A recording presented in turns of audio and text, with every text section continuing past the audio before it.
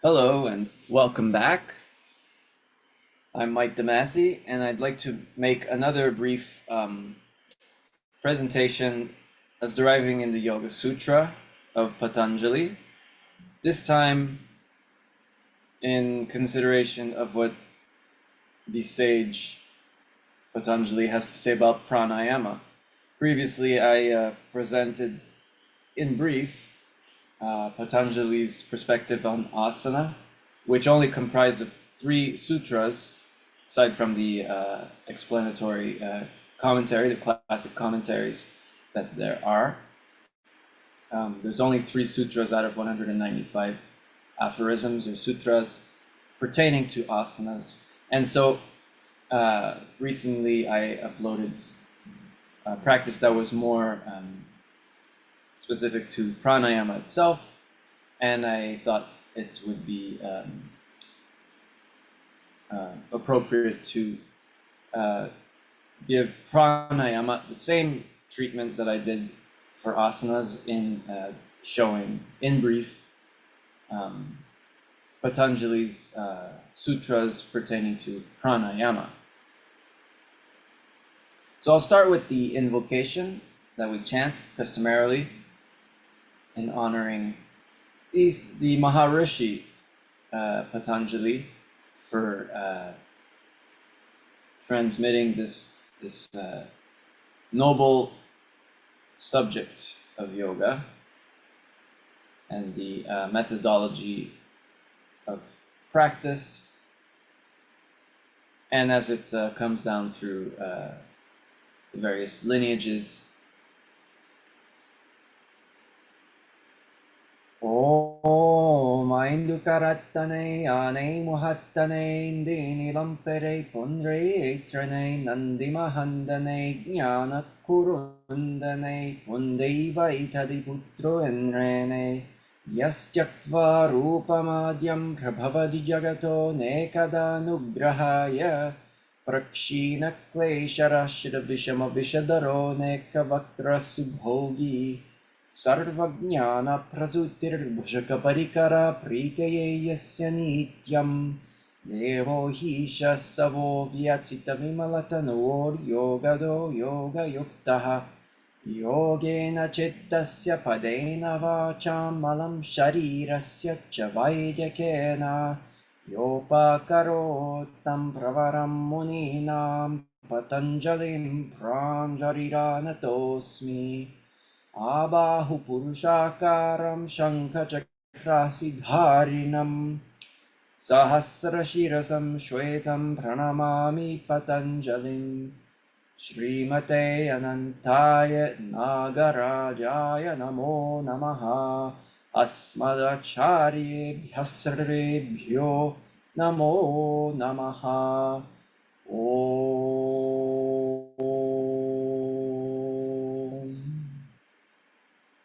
All right. Thanks again for joining. I'll share screen now.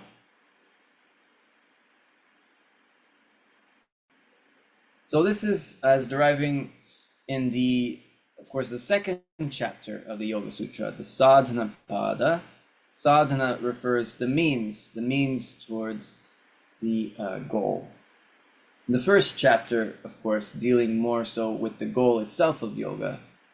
Patanjali doesn't beat around the bush, as my teacher would say.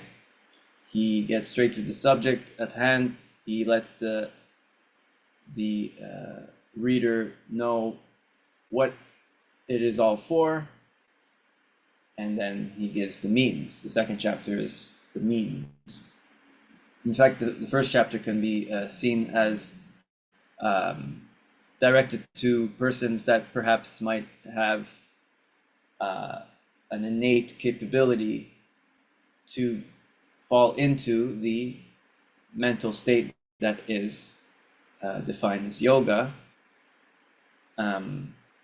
whereas the second chapter is perhaps for those that need more preparation in order to get to that point. In any case, the person that might not have the innate inclination, the innate capability in any case, they can still obviously learn something of what is the goal that we're looking for, the result of our practice, by going through the first chapter. In any case, the second chapter is very practical, and people may understand it more easily, more readily. So here, this is the section pertaining to pranayama.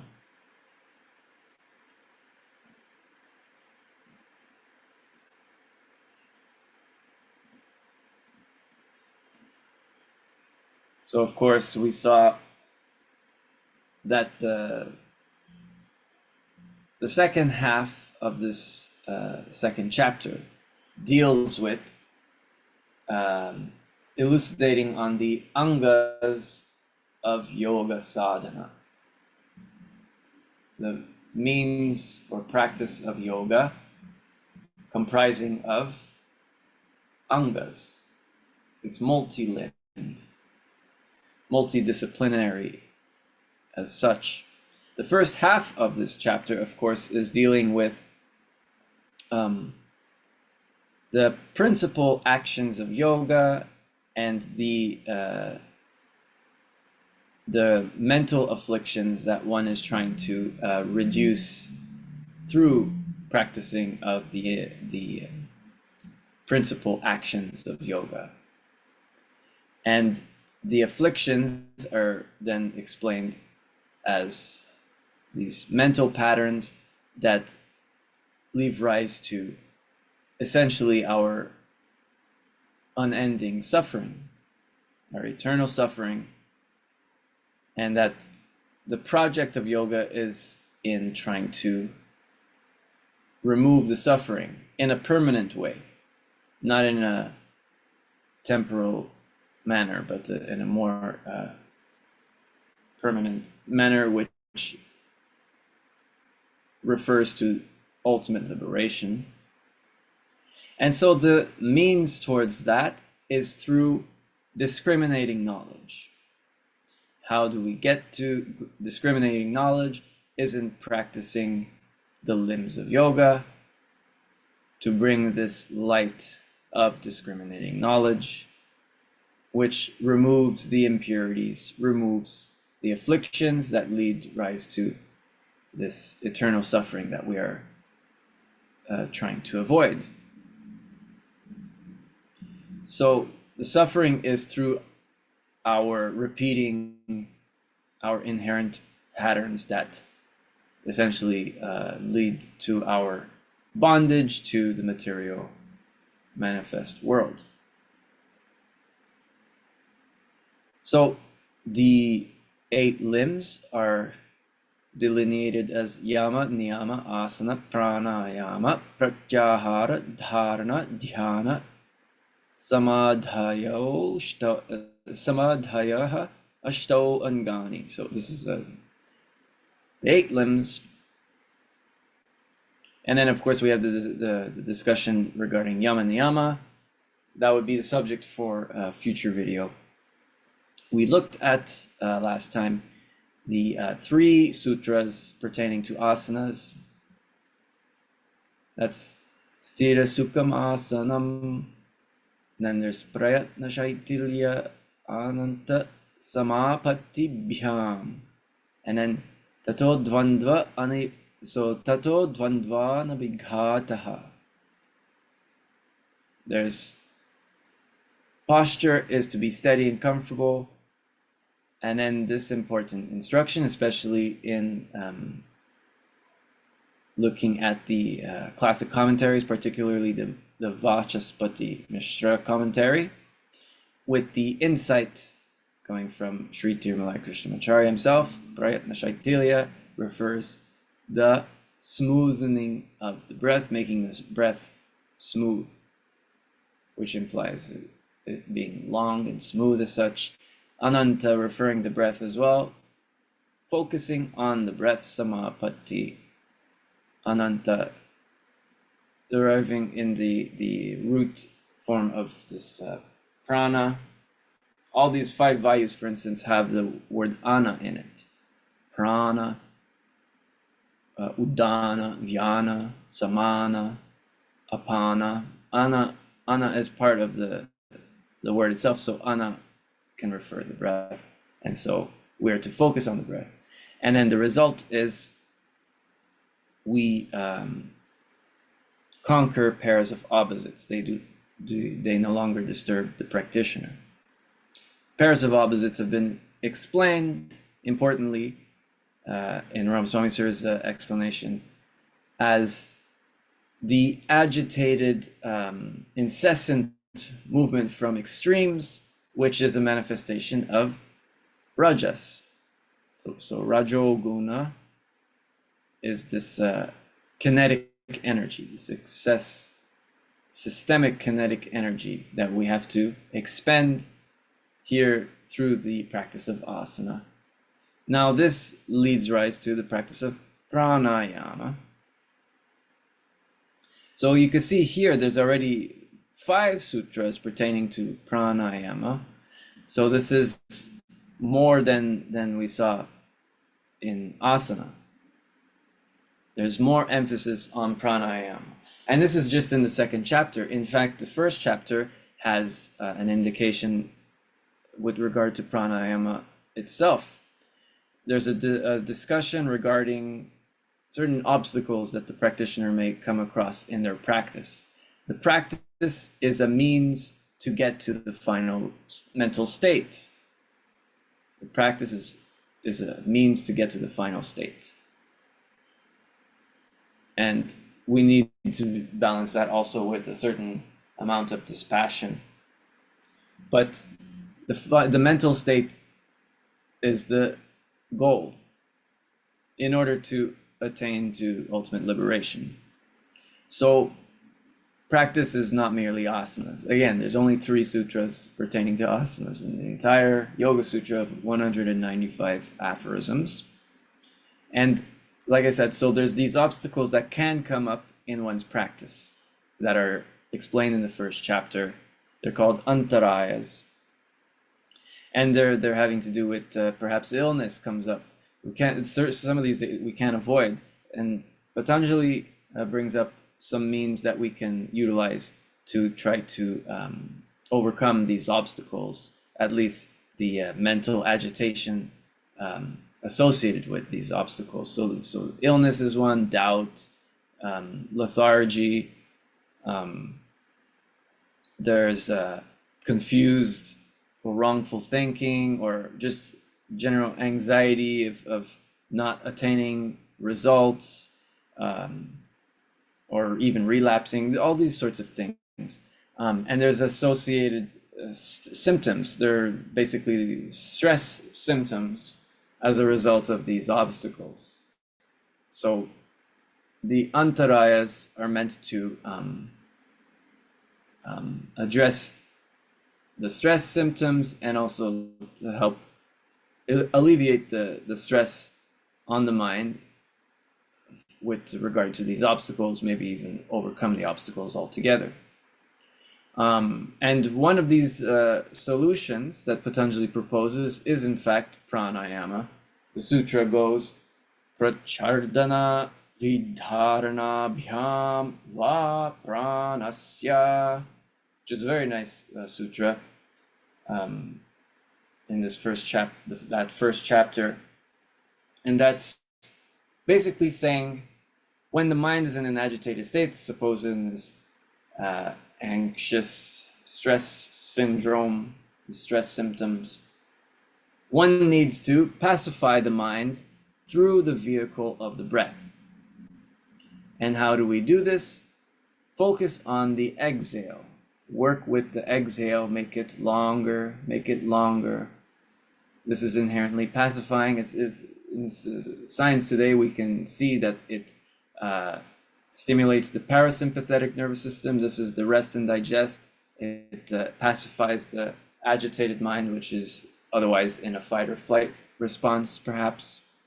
So focusing on the exhale and even giving time or a moment for the pause that naturally occurs after exhale, just to pacify the agitated mind, to help bring the mind back to a state of clarity. Clarity is, of course, important because we need clarity. We need to remove anxiety. We need to remove heaviness and lethargy as well.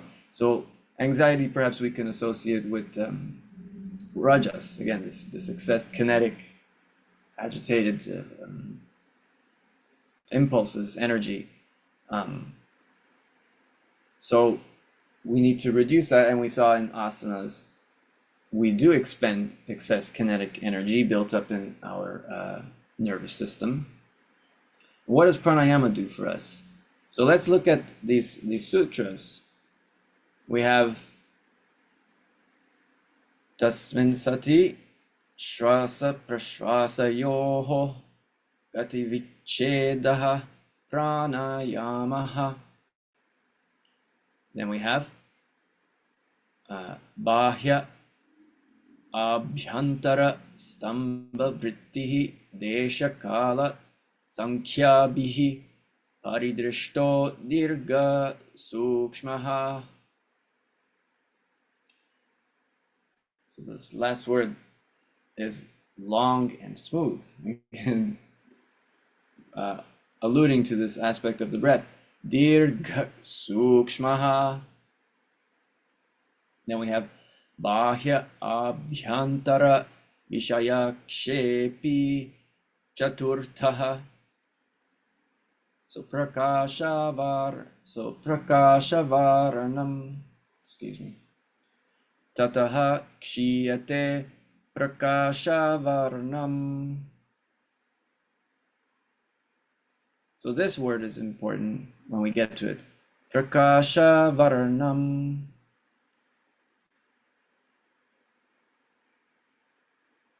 So now, and then this last sutra pertaining to pranayama. Dharana sucha yogyata manasaha.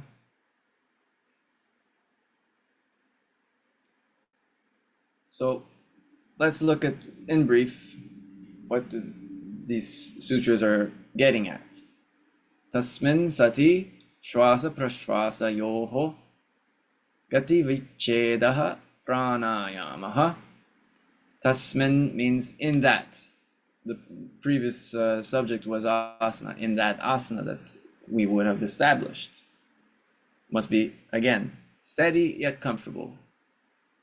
So ultimately, we're leading to the subtle practice of sitting, simply sitting still, and coming to this process of meditation. How do we get there? What's preliminary to that? So we would have practiced asana, we would have studied the breath, focus on the breath, make it long and smooth, and now coming to the practice, the subtler practice of pranayama, having established a steady and comfortable seat on which to sit, remaining in that, pranayama is pertaining to the stopping of the inhalation and exhalation movements. Of course, it's in a general sense having to do with the breath retention, kumbhaka, as we would see described in hatha texts, for instance. But of course, it could also be like in the first chapter, just a natural pause that occurs after exhale, which is naturally occurring when we are in a state of rest and digest. That's part of this parasympathetic nervous response. We naturally have a longer exhale in such instances, and even a pause at the end of our exhale before we retake the air in. So there's that. There's also more deliberate holding, which may be appropriate to some individuals in any case.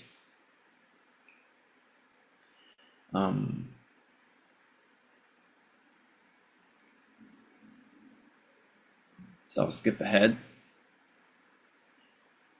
Of course, there's like passages like in the Bhagavad Gita that deal with pranayama. There's also some instances in certain Upanishads, like the Shvetashvatara Upanishad, that are quite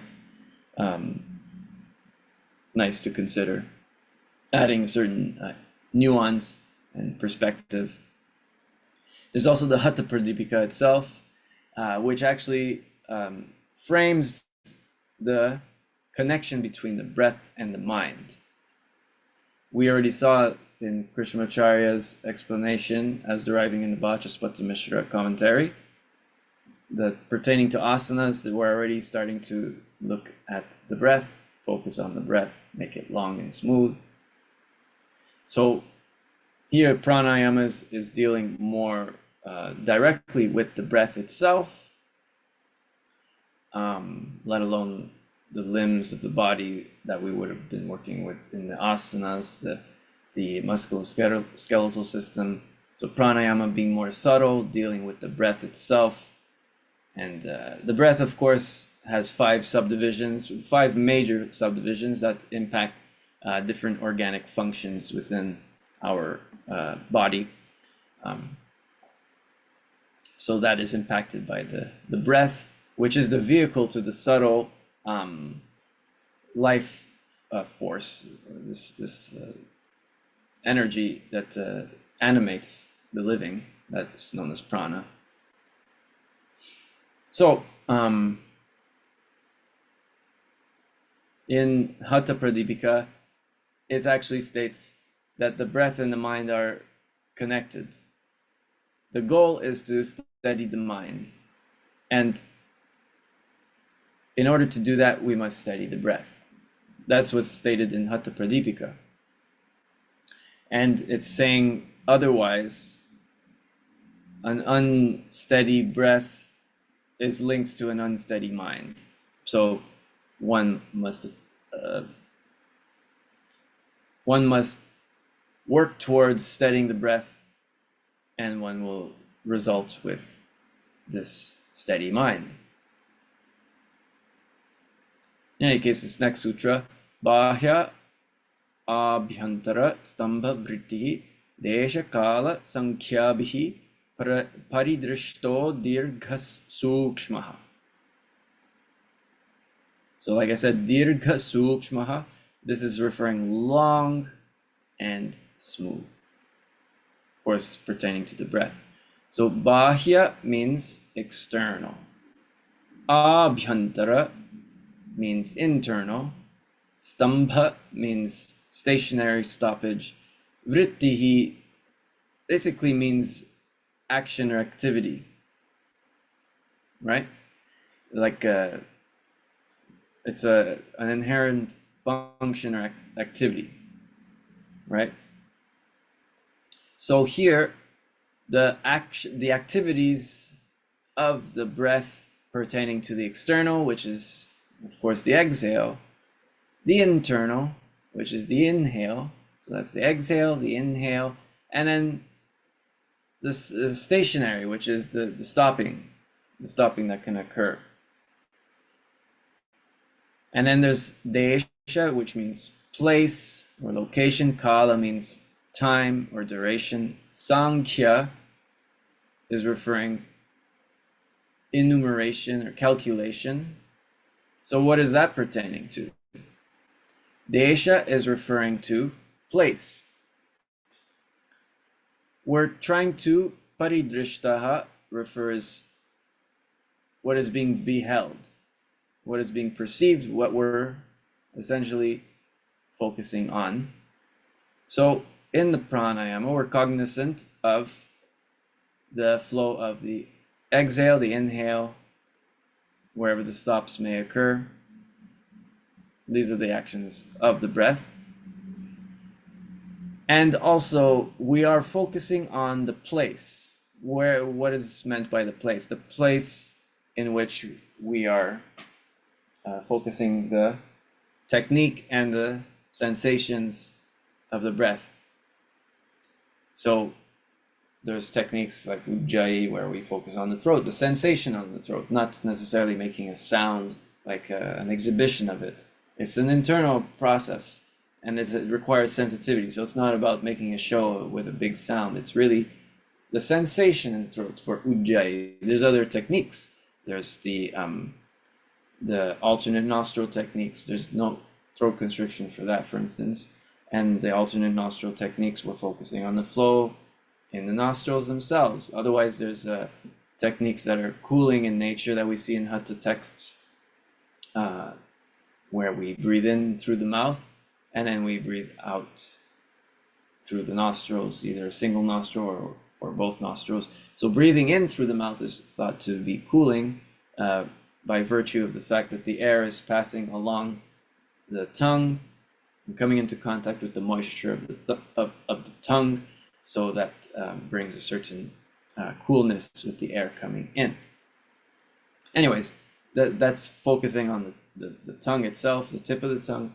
So there's different focus points. There's focusing on the chest, even focusing on the navel.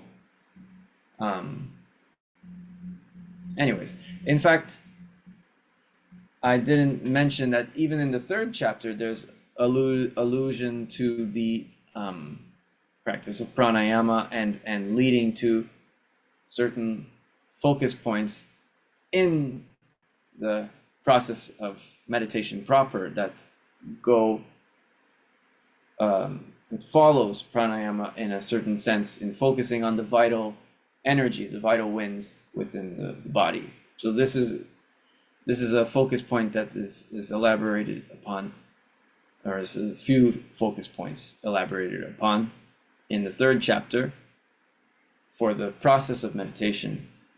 So again, there's more than just these 5 sutras in the second chapter pertaining to pranayama. There's a lot emphasis on pranayama in the Yoga Sutra, and again, just to illustrate, more than sutras pertaining to asanas. It's quite a significant portion. Of course, there's also significant portion dealing with yama niyama.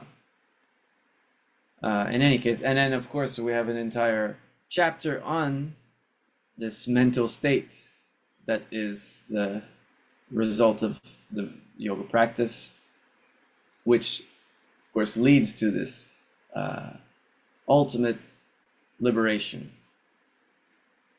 It's a certain solitude in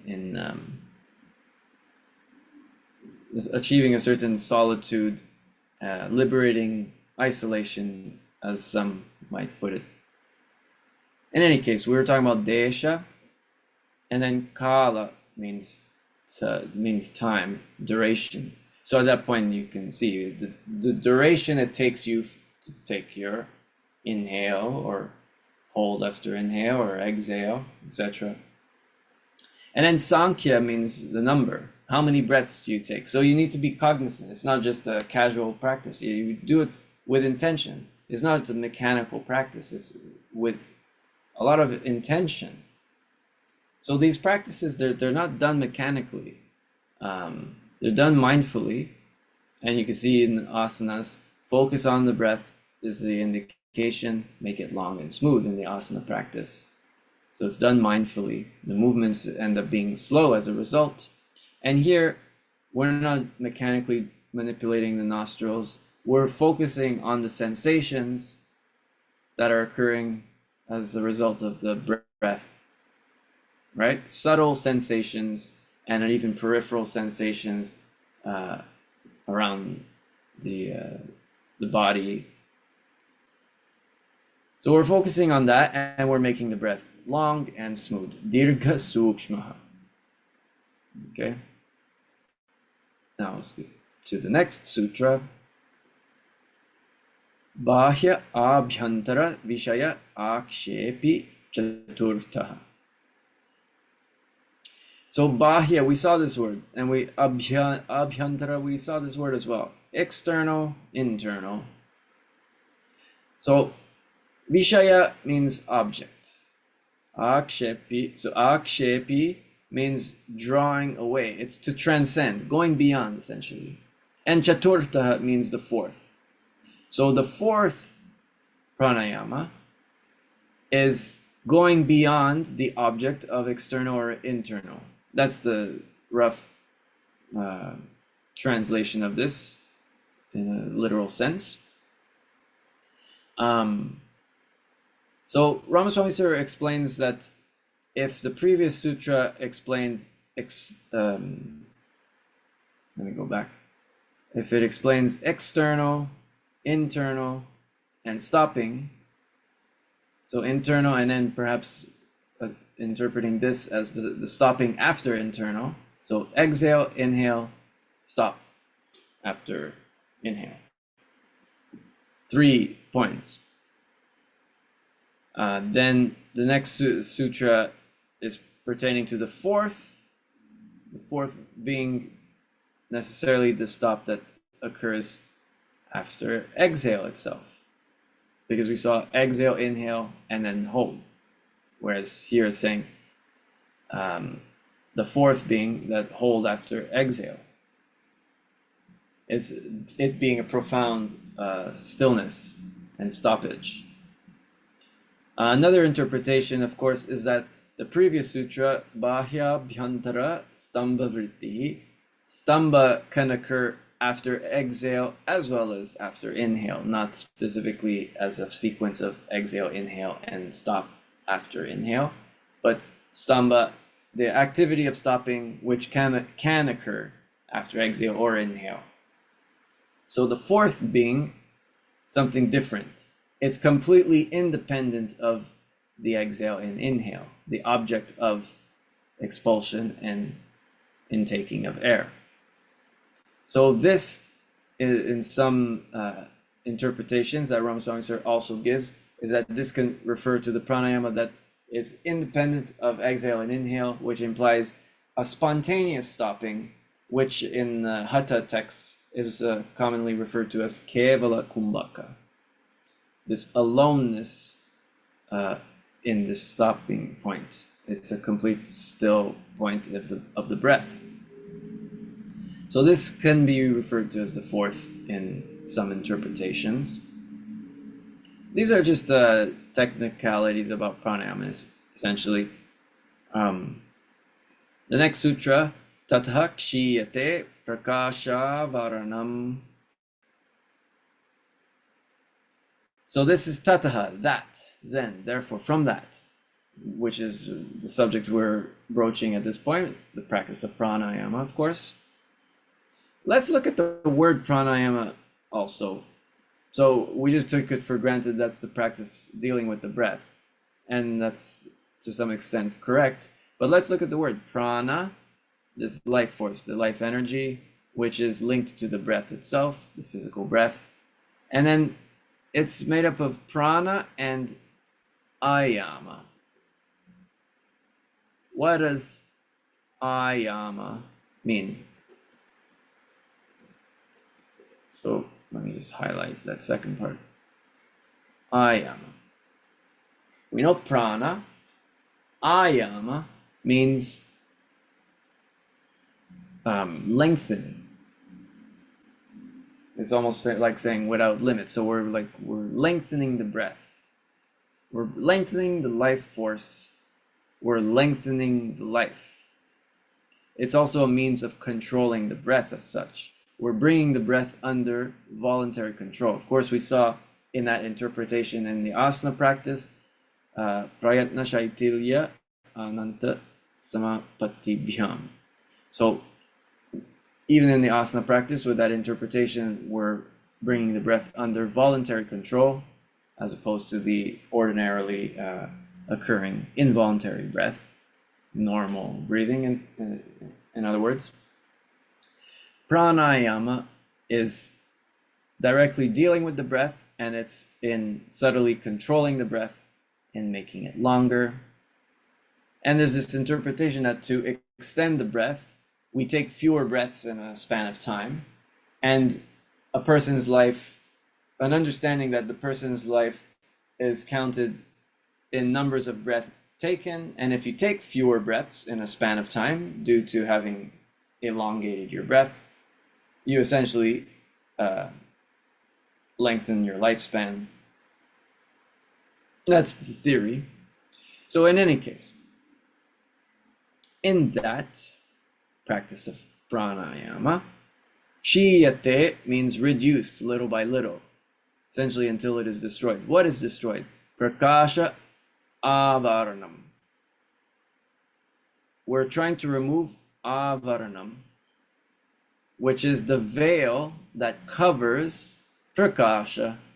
Prakasha refers clarity, which is indicating sattva. Of course, sattva guna is this aspect that's light, luminous, and clear. So what is the veil that covers prakasha? It's something heavy, inert. It refers tamas.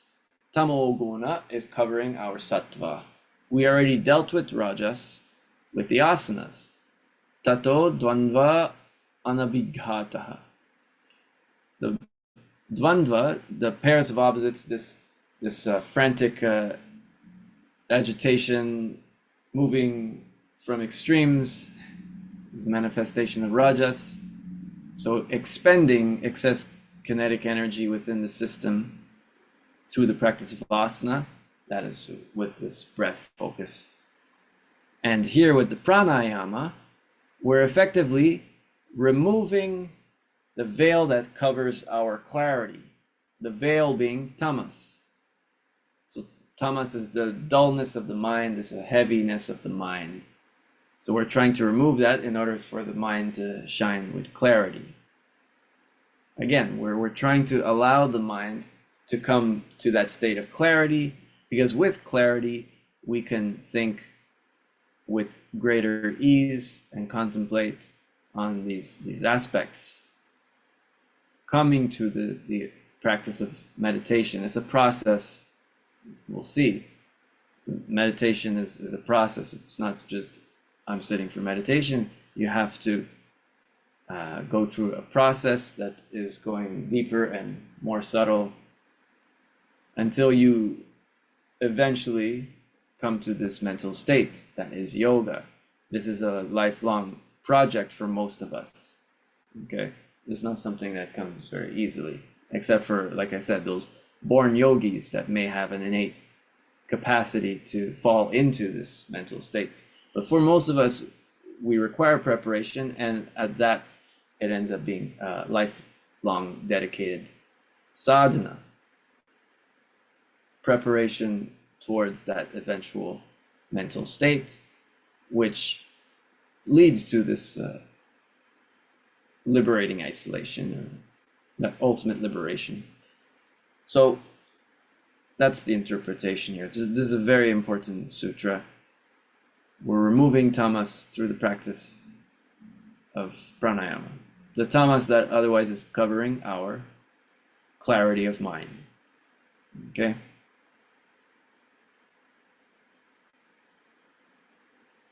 And then we have dharana sucha yogyataha manasaha. Yogyata manasaha.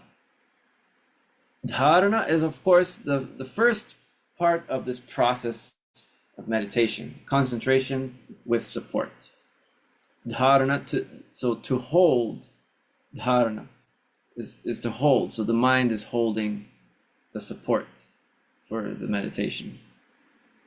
So that's concentration. So this is sutra is saying, and the mind, that's manasa, becomes fit, yogyata,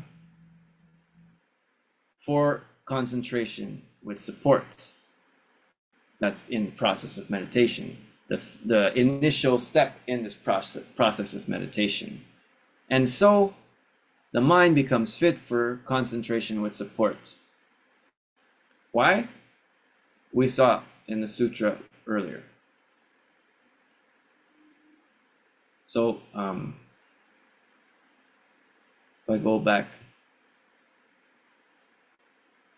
here, so pranayama is like, after establishing the asana, pranayama is the stoppage that occurs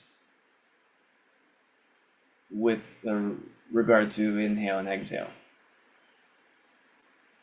And then the criteria, let's say, of pranayama involves the exhale, the inhale, the stoppage, activities, focusing on the place, the time, and the number of breaths, which are to be made long and smooth, Of course, there's also the fourth pranayama, in which the object of exhale and inhale are transcended.